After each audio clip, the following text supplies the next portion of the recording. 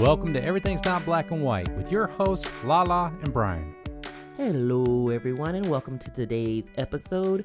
We have a very fun, special, exciting, wonderful guest with us today. You know, one of the things that you've noticed a lot over the last 18 months or so is a lot of social unrest and political injustices happening. And one of the things we've realized is that the government itself will not save us. It is very much our responsibility as citizens to become civically engaged, to make sure we're taking care of our communities, our neighborhoods, and the people around us. So our special guest today is one of the most civically engaged people I know.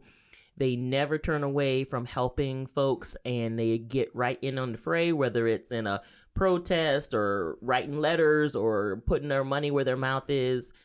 She is one of the most incredible people I know. Please welcome Karen Thomas to the podcast. Hey, Karen. Hello, Hey, Karen. Lala.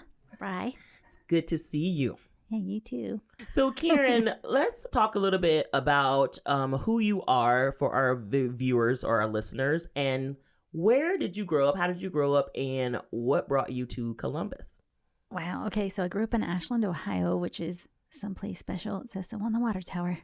It's 80 miles north of here off 71. Grandpa's Cheese Barn. Grandpa's Cheese Barns and Sweetie's Chocolates, honey. Oh, there it is. That right there. Gotta tell you, I've been No there joke. one time in my life. Oh, Girl. Just one. She's been there. I like try to go 3 every times this time year already. we go to Cleveland to visit our baby. I had to stop by Grandpa's for sure. Go ahead and do a shameless plug real quick for it's Grandpa's Cheese Barn. Is there a Grandpa's jingle? Cheese Barn. Grandpa's Cheese Barn. Home of cheese in a barn. Oh, is that seriously it? No, I just made that up. Because I was going to believe that. I was I ready. know. But, I could, sell it to them now that I've done it. It's live in the air now. That's fantastic. Better copyright that so Yes. they can't get it for free. Exactly. Yeah. That's exactly right. Yeah. So grew up in Ashland. Mm-hmm. Dad's an engineer, and my mom was a nurse. My stepmom worked in the lab at Ashland Chemical. So, like, I'm raised by nerds. Yeah. Mm. Nerds are the best. They really are. Got Yeah. a couple in our house. Yeah. Y'all have done phenomenal. Heck yeah. Thanks so much. Mm-hmm. And I think curiosity brought me to the city and I think imagination, because I think my brain was too big for that town. Yes. Not to say that smart people don't live there, because my parents are still there. Yeah. No, I was like, there's got to be more to life than this, and this is way too slow of a pace for me. Yeah. I got to go. Yeah. So how long have you been in Columbus now? Oh, a long time. Yes. Yes. Several decades. Several decades. I love that. So I've been here several decades too. Well, ding dong. See, that's why we're so connected. I love it. It's so good. It's so good.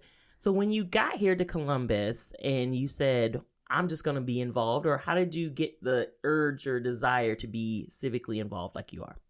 I think the news mostly. And then I also worked for the Columbus Chamber of Commerce for 3.5 years as a staff accountant. And we, at the time, I don't know what they do right now, but we put on the Jazz and Rib Fest. Oh, yeah. This tiny organization that had maybe 60 people in it. We hire a company to come in and like set up the booths and things, but we, like everybody at the Chamber of Commerce, is expected to volunteer all weekend long at the Jazz and Rib Fest because it was our money-making event. Yeah. At the time, I don't know how it's structured today, but volunteer for the chamber as a nonprofit, all the different initiatives that we had going on in the community. I learned a lot that way, but, also the news. And my grandmother, she always volunteered for the Red Cross.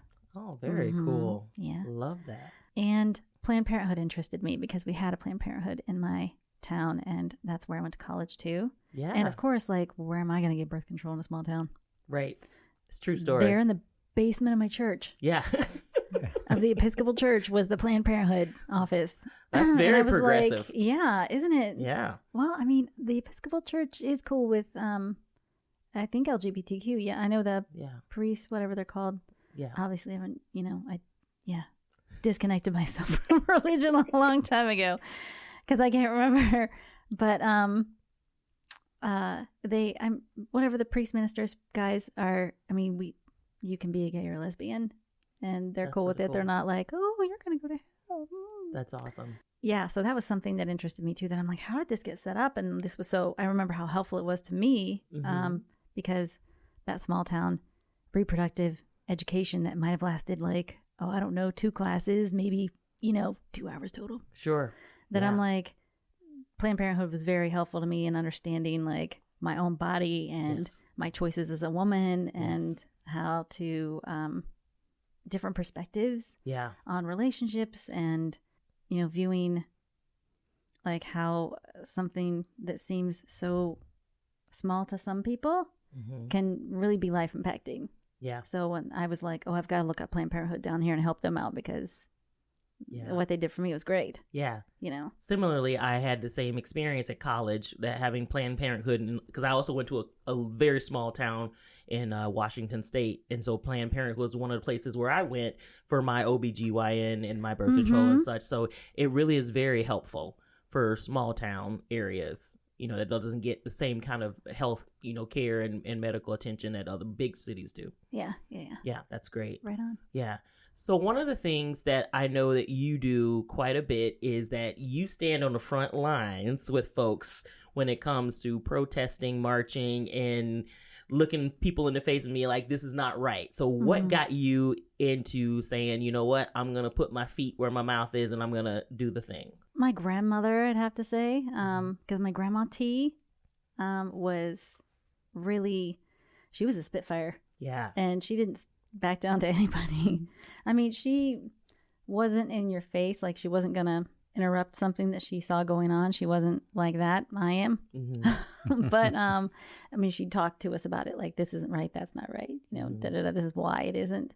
And, like, even have like political debates within the family, and she would never back down on those. Yeah. And I'm like, well, all right. I love that. So, she's basically like who I learned, patterned that off of, I think, is helping others. And you, like, if you're sitting there waiting for the world to change and someone else is clearly going to help, it's you. Yeah.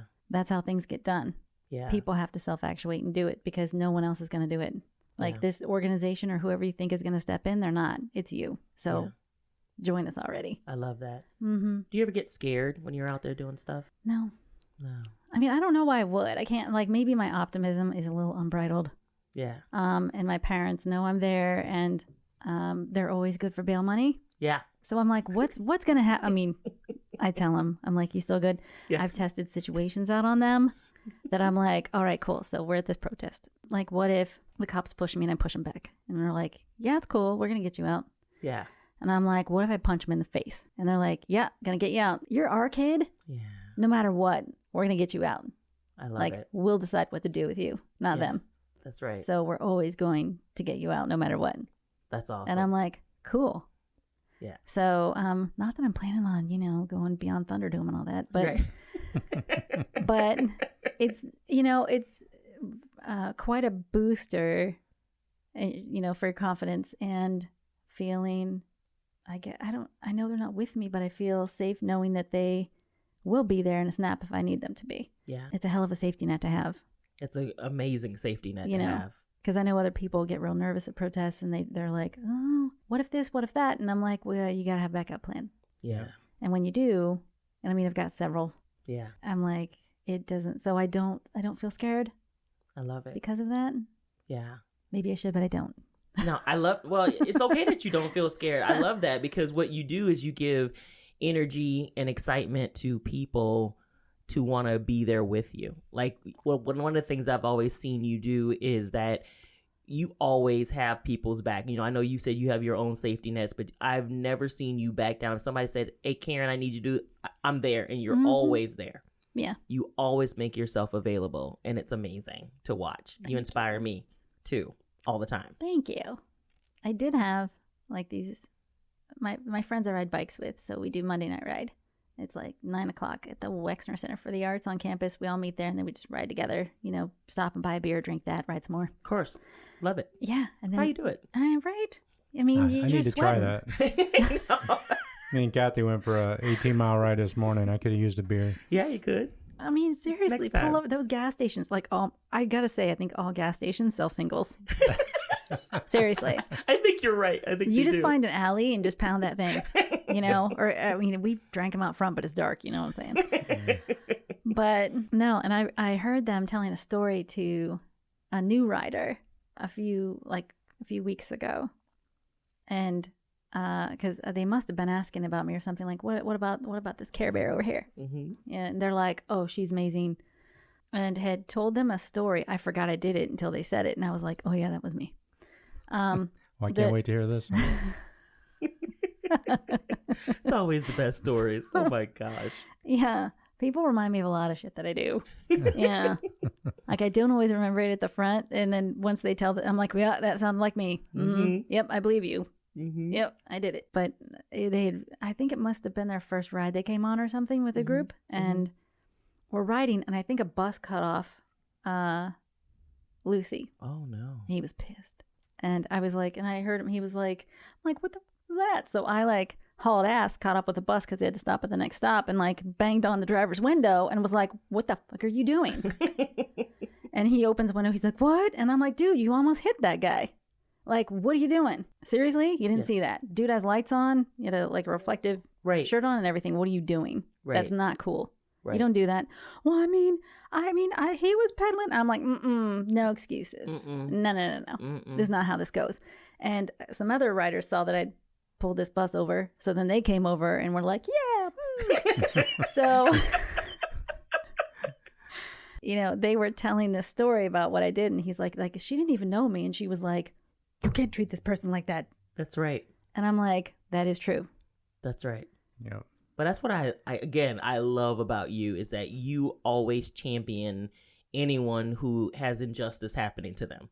Like, yes. I've seen you do it time and time again, and you don't back down. And I love that. Grandma T would be very proud of you. Oh, she was before she died. I mean, yes. I'm sure she is now, whatever she's doing. She's still super proud of you. Yeah. Because you're a Spitfire, too, and you're just making it happen. Yeah. Yeah, for those of you who don't know, Karen is a hell of a dancer. You know, one of the first times that she and I even met, two things. We used to do Kick Butt Columbus, where we'd go out and pick up trash in the parks. Cigarette butts and all kinds of stuff. God, those cigarette butts. Oh, it was awful. With those stupid little, like the tools they give you to grab them. I'm like, come on. We'd do that for about 5 minutes, and then we just go get the big trash. Big trash. Get the cigarette butts. Because cigarette butts are just, I'm like, dude, you need like a little like a little vacuum, one little handy vacs or something, because those things are awful. God, they suck. It was so bad. And people are just always throwing trash out, which is just... I honk when people throw out shit from their car. Yes. And they're like, what do you... And I'm like, you dropped something back there. Yeah, exactly. Don't know if you know that, but you dropped it. Drives me nuts all the time. So you got this little firecracker over here. Can you describe, the height and the frame of this young lady so people know? So you understand, they say dynamite comes in small packages. Yes. So Karen is a 5'2"? And a half. 5'2" and a half. Don't rob me of that half inch. Oh, yes. The halves are always I am important. 126 pounds. People say that they think I'm like a $105, but I'm 126. Yes, but like of muscle. She's not like she's like, the real deal, because she's athlete. She runs, she bikes. She is super active. And she dances, like I was saying. So she is no joke, honey. We used to go to Wake and Shake.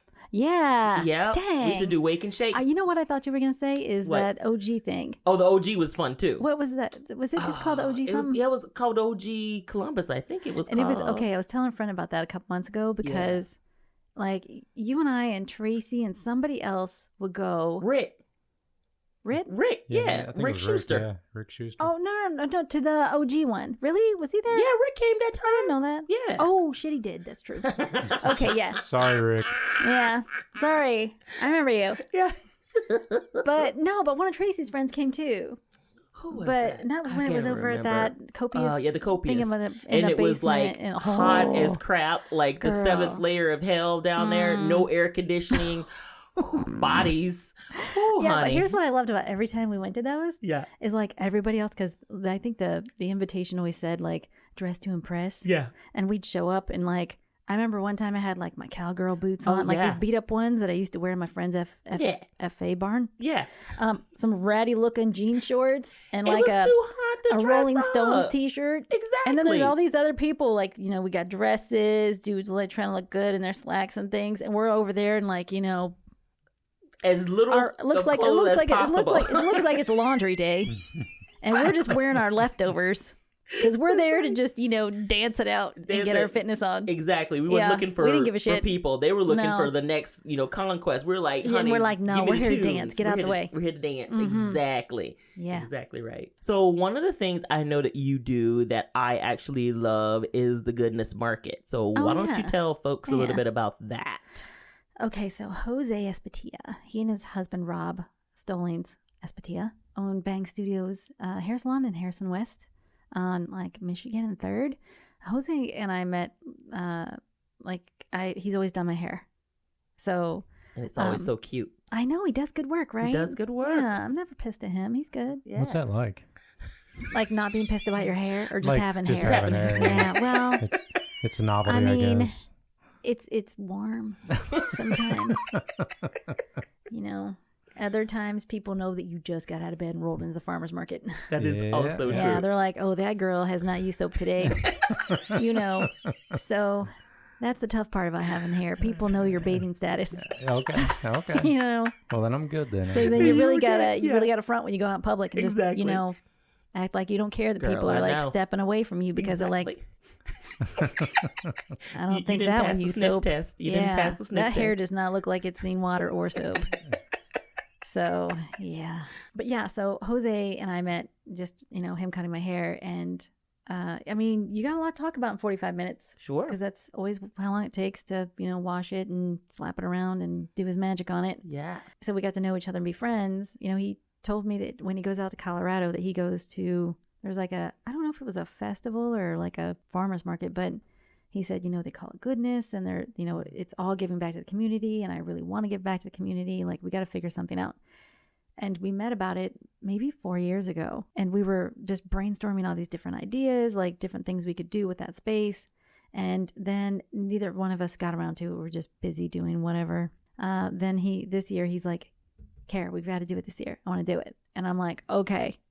Well, then what's the concept? Which one of our concepts are we doing? Fine, let's go ahead and do it. So we launched an Instagram page. Need to spend a little more time on it.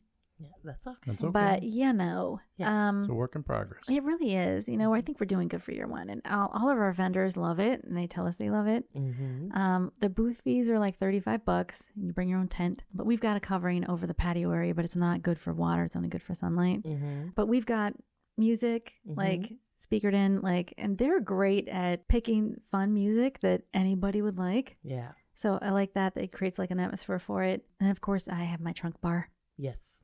So the trunk bar is the best. It is. It sounds intriguing. You can sip and shop in essence.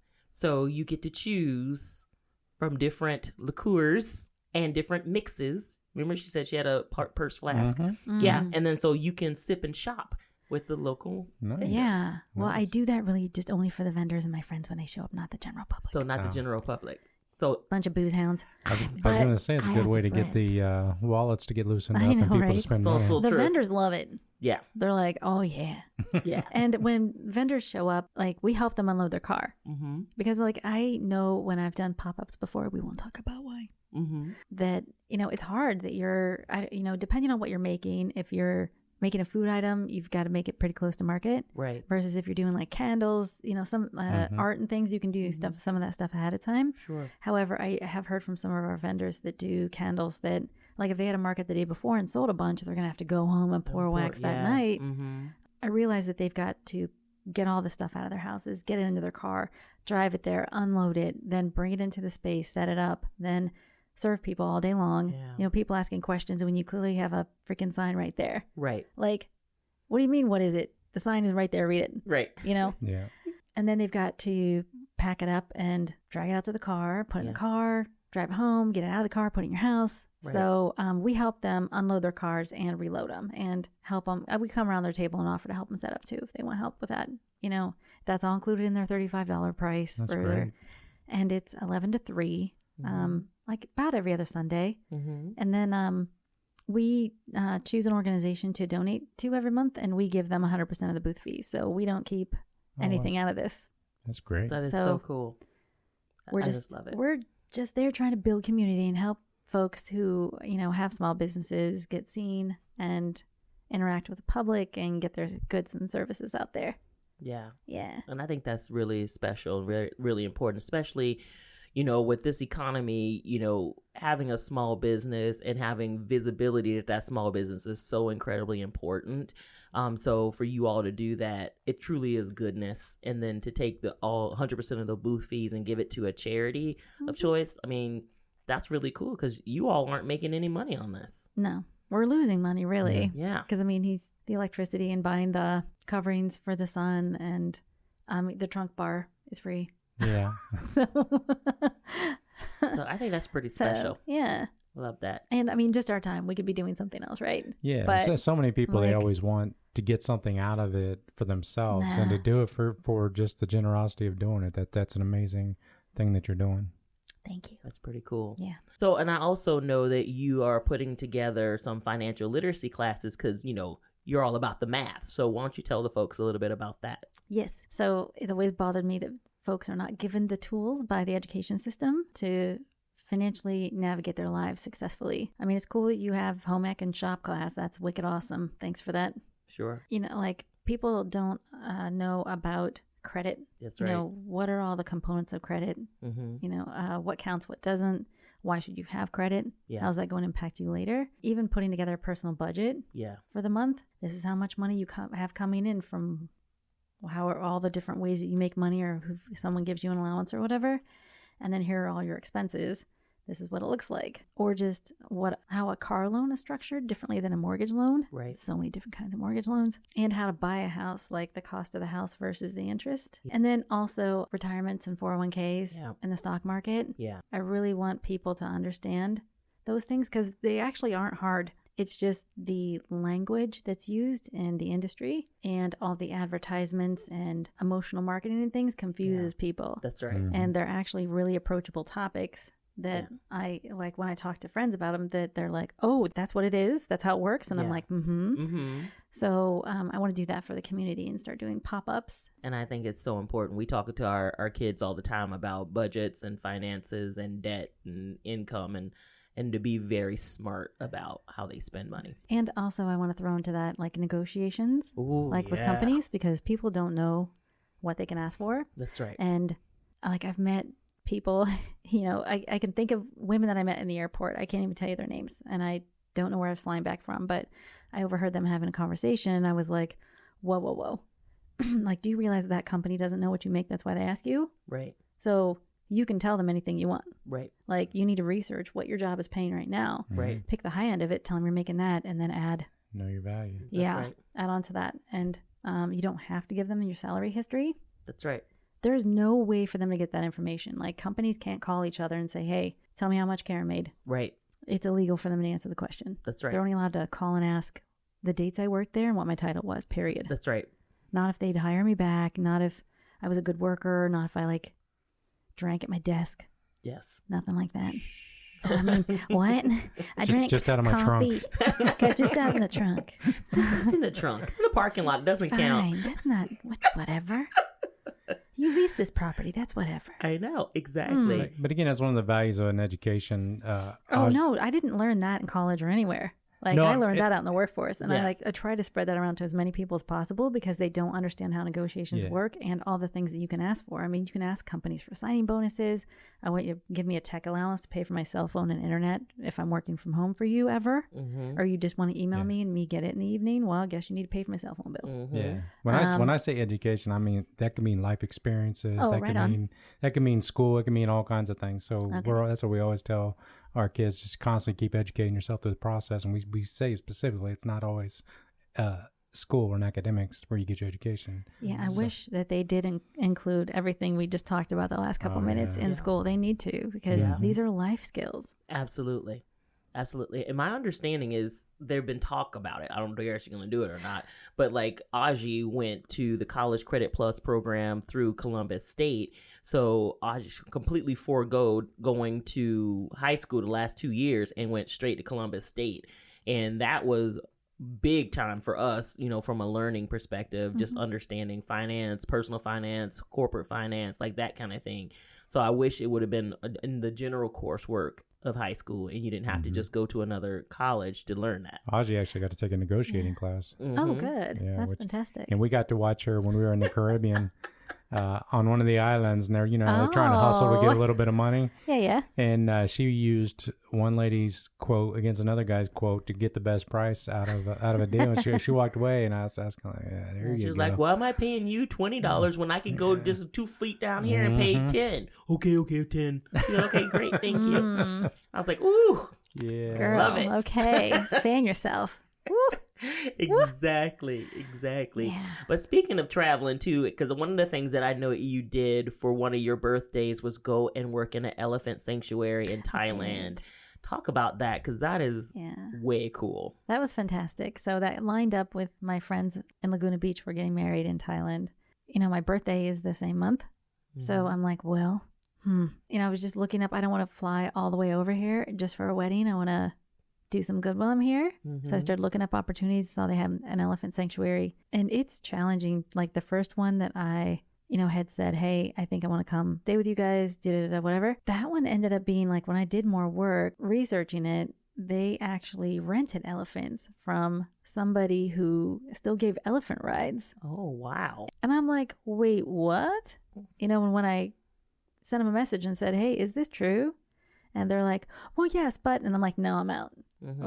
No, you guys are just trying to make money. And they're like, well, yeah, but then there's so many hours in the day that the elephants are with you having a good time and blah, blah, blah. And I'm like, you're not actively trying to get these elephants out of their situation. Right. Yeah. Right. You're prolonging it. Yeah. Right. Yeah. Like they're getting abused and then treated really nice. Abused really nice. Yeah, like, that's not good. That's not cool. So I did more research and I found this place called the Elephant Retirement Park. I know. I just love the name. Yeah. The name is fantastic. But so there was the opportunity you could just go for a day and volunteer with them, or you could stay a couple nights. So I picked that one, and you've got to pay to do it, which is fine because they need the money. Right. Yeah. I met a girl on the plane, Molly, and she was not great with flying, and she was my seatmate. So we're talking and whatever, and it turns out we get along really well. So she was my vacation best friend, and I told her what I was doing in Thailand, and she told me what she was doing. She's going to be traveling around for 6 weeks. Brought her laptop, was going to do some consulting work, whatever.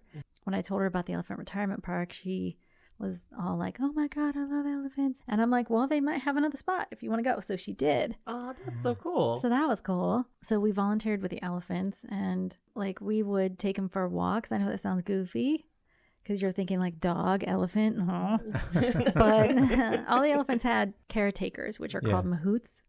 And they're kind of like bonded to the elephant. Like the elephant likes this person more than anyone else, kind of thing. Yeah. So they all had a mahout, and then we would take them for walks there's a park next door. I'm using quotes, but it's more like a jungle forest thing. And they go over there and just, walk around, eat things. That's so cool. Wag their tail and stuff, swing their ears, have a good time. And then we'd take them to this little pond, and they love to get in there and spray themselves off and go underwater and roll around, do all kinds of stuff. And then they'd throw dust on their backs to keep the flies down. And then we'd chop up sugar cane, and we chopped down, I think, banana trees too. Ooh, fun. To feed them. Yeah. And gave them lots of pets, and they're very their skin's like a pig, if you've ever pet a pig. Yeah. Very thick, very dense. Your hand doesn't really easily glide along it. So I would just try to do like I do Owen's butt. Yeah. Owen's a Great Dane. He's 150 pounds and he's got a butt. Thanks for explaining that. I was like, what? Where are we going? Whose butt are you touching? Oh, I don't need to hear about your bedtime activities. Somebody got good butts. Chat backside there. Pet butts. Yeah, Butt let me tell you what I do to butts. So, no. So Olin, he's got a whole lot of butt because he's a 150-pound dog. Yes. So I would just use that technique on these elephants and just lean into them and just, push on them and massage them with my hands, whatever. And I remember when I was leaving and I was telling one of the elephants that I was going.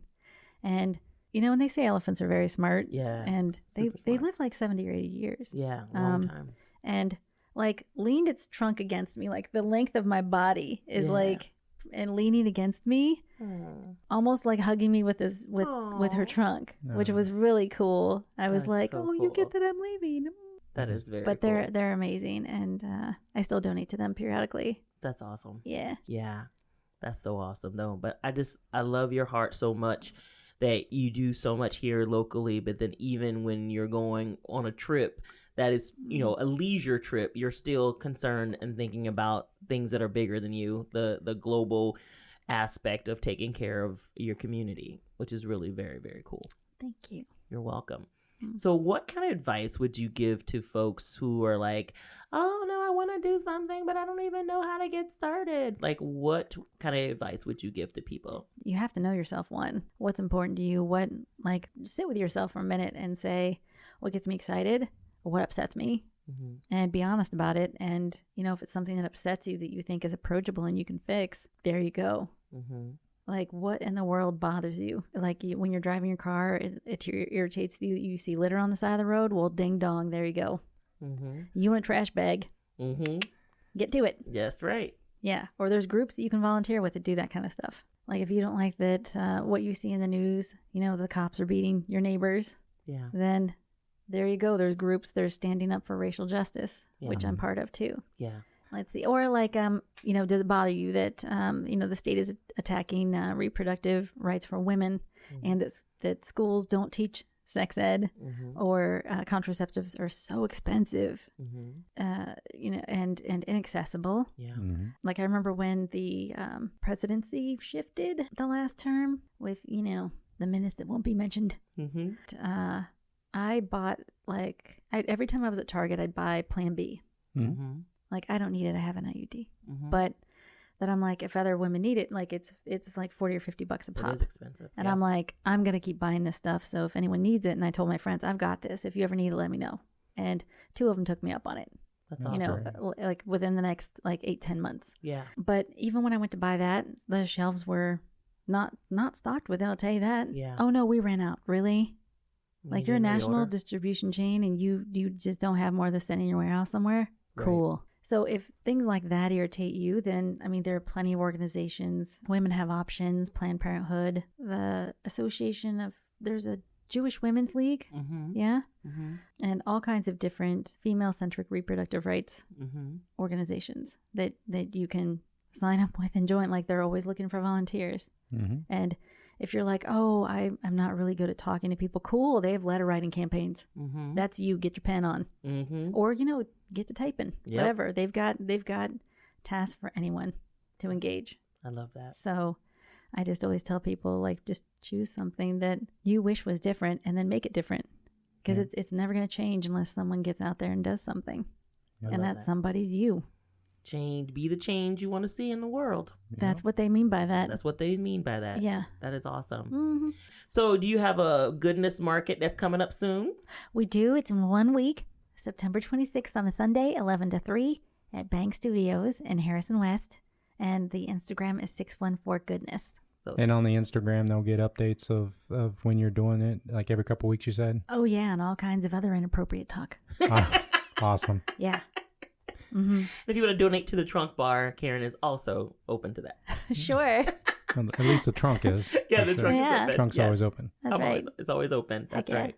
Well, Karen, we appreciate you so much for coming and sharing so many wonderful stories with us and just how much you give back to the community. It's really impressive and admirable, and we just really appreciate you. Yeah. Oh, thank you. That means a lot to me because y'all are both awesome. You know that. Thank you. Yeah. Well, and we hope we have a listener out there who's inspired by your story and gets off their tail and goes out there and does something to make a difference. Yeah, I hope so. Because, all you're going to miss out on is a couple TV shows.